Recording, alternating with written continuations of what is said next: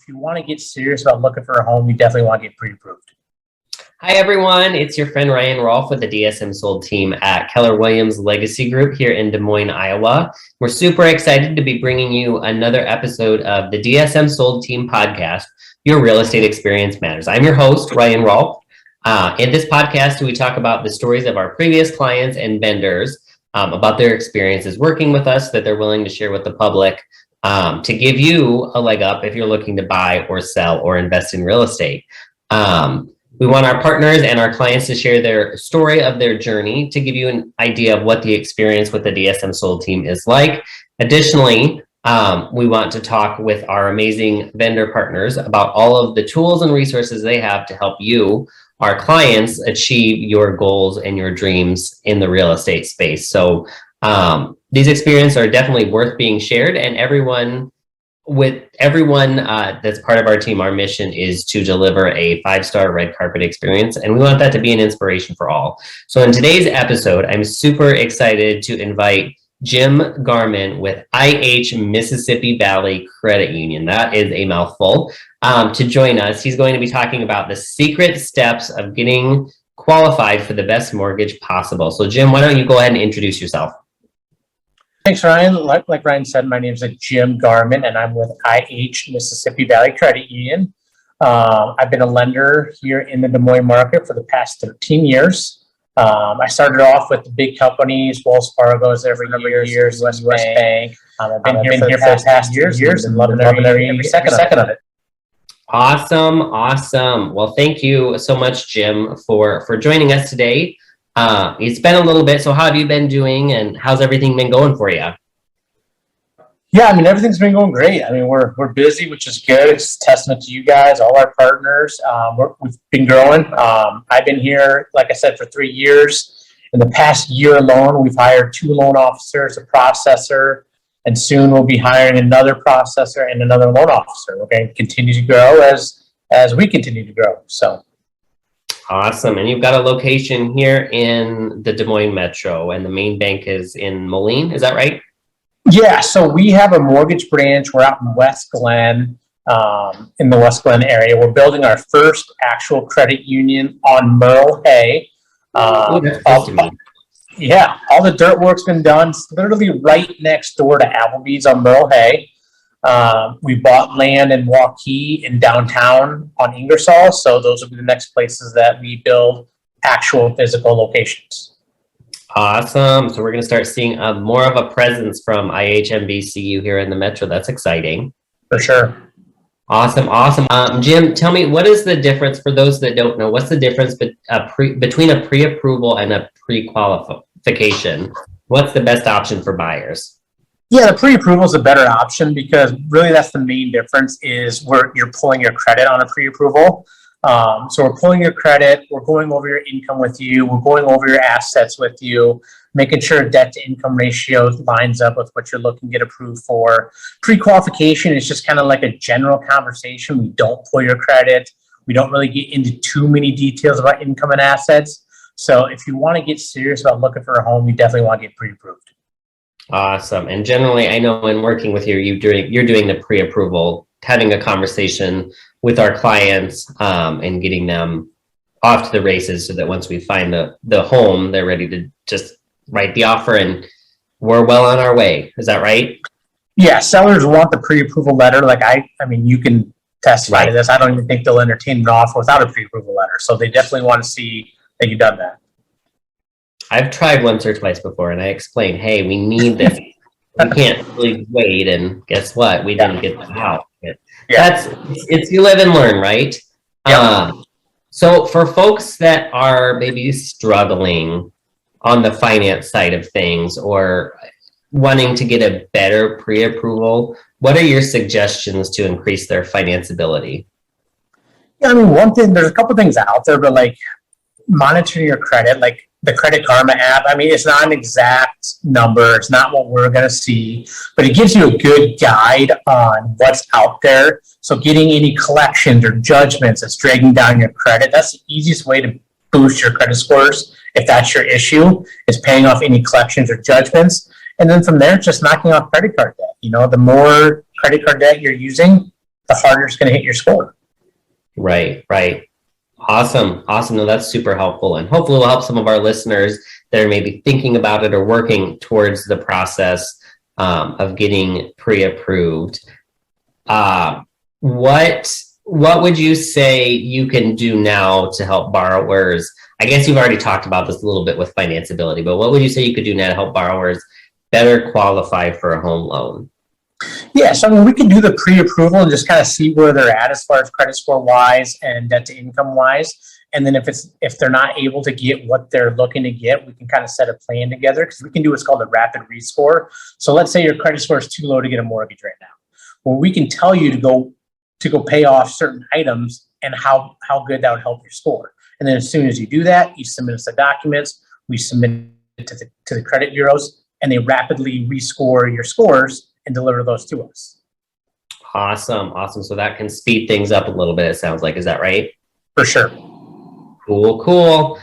So I know I have got a lot of clients that, especially first-time buyers, that are really, we're educating them throughout the process, just as I know you guys are. What can you say? Talk to a little bit about what PMI, the mortgage insurance, is, and when that is needed or why it's needed. Yeah, a big misconception about PMI is they think it helps them. Like if something were to happen to them and pay off the mortgage, or it is their insurance, it's not. It actually protects the lender or the investor on your loan. So anytime you do a conventional loan and you put less than 20% down, you'll have that PMI. That's called private mortgage insurance. It protects us, the lender, Fannie Mae, FHA, Freddie Mac, whoever the investor is. It protects them in case you default on the loan. It's basically an insurance policy for them to get paid back if the loan goes bad. Gotcha. Okay. Definitely helpful. Would you say, I always get asked the question about FHA. A lot of people think that that's like the first time home buyer loan. What would you say is the most suitable program for first time buyers? Yeah, so it depends on the credit, because I mean, a lot of times we do go FHA. It's not a bad loan. It's just, it does have more fees going FHA. The best option, I would say, if you kind of want to be around that 3 to 3.5% down payment, would be the Fannie Mae Home Ready loan. It does have debt to income ratio requirements, and credit does need to be better than an FHA loan requirement. But as long as you meet those two guidelines, that's the best first time home buyer program out there, because you can do 3% down, you get a better interest rate, closing costs are cheaper than going FHA. Awesome. Awesome. Great information. How would you describe your experience working with the dsmSOLD team? I mean, it's great. I mean, the communication is the best thing. Like as soon as you guys get someone under contract, you got your transaction coordinator, they're sending out a long email with all the documents I need. It's giving the borrower a step-by-step guide on what's going to be happening from there. It's introducing everyone so everyone's on the same page of where everyone's at.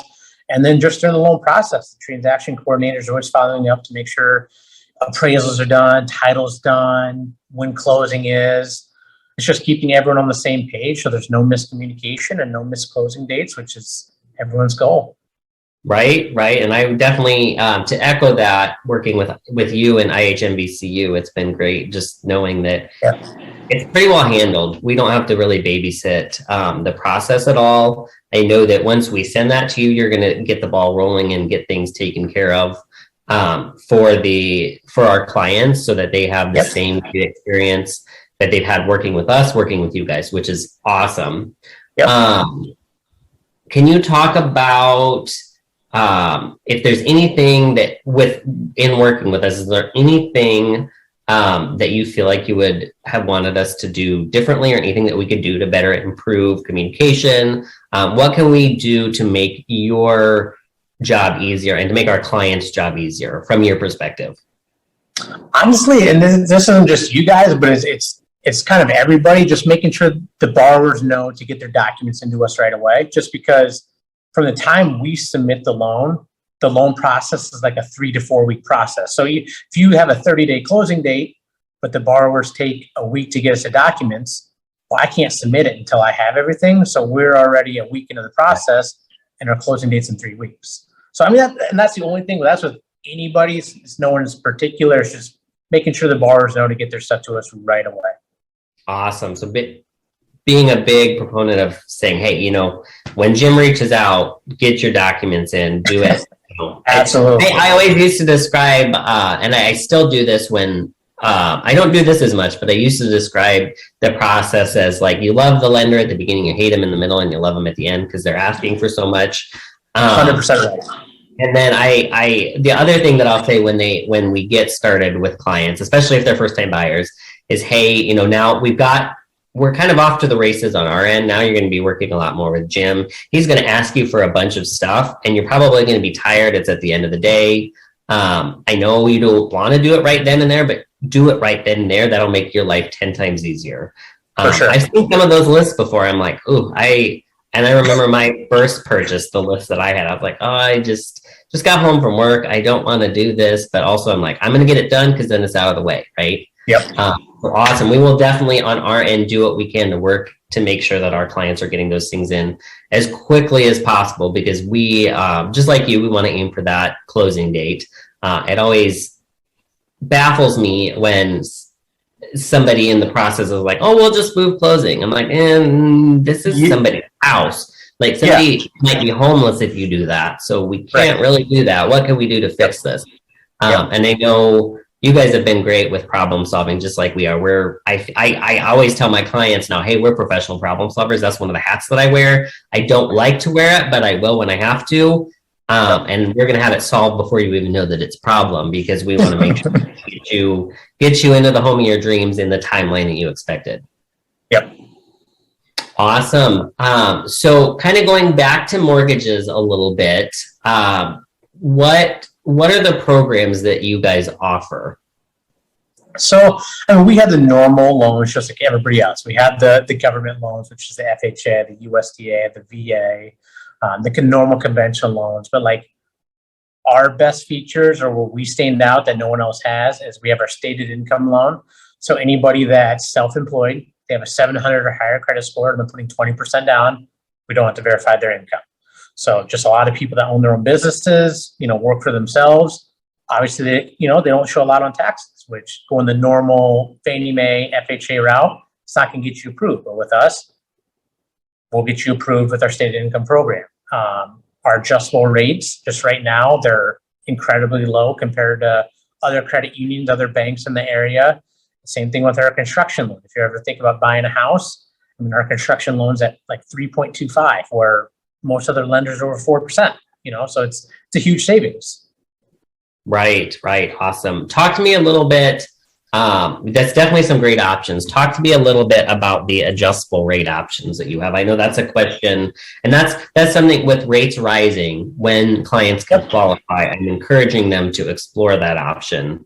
So tell me more about what that is and what that means for them.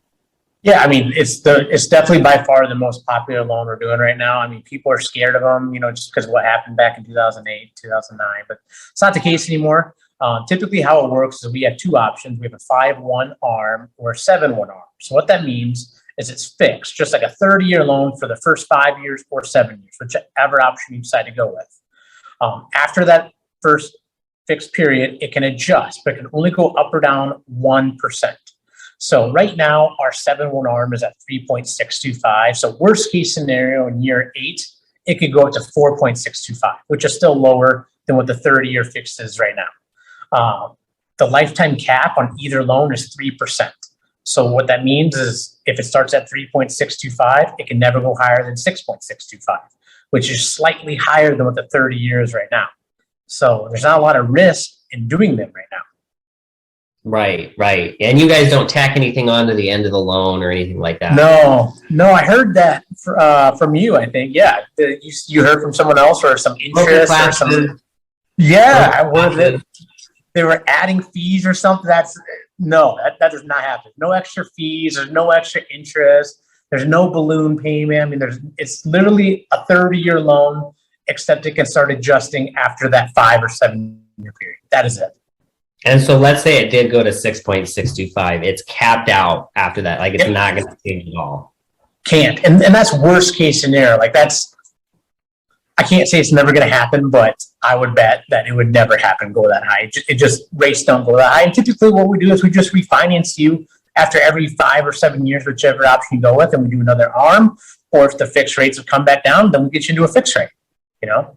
Gotcha. So it's a lot safer, I think, based on what I'm hearing. And that's something I personally have used that loan. So, that getting into this business back prior to this when rates were lower, 30-year fixed was the way to go. Adjustable rates to me were even scary. So I've put a lot of time into learning about the best options for my clients as rates go up.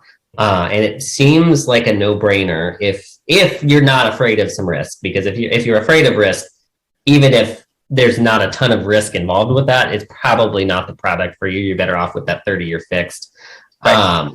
But for somebody that's okay with knowing on average, you're going to live in a house 5, 7, 10 years, somewhere in there. So more than likely you're going to refinance, win the lottery, maybe, or sell that house and buy another one, right? Where you're getting out of that loan anyways.